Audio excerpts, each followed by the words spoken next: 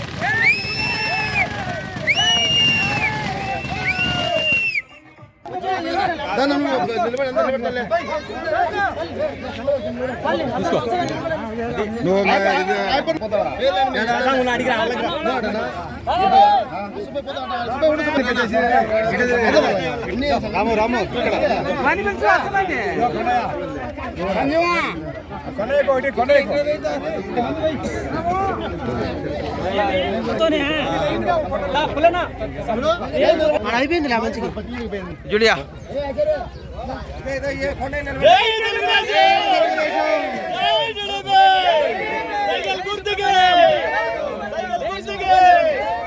రానా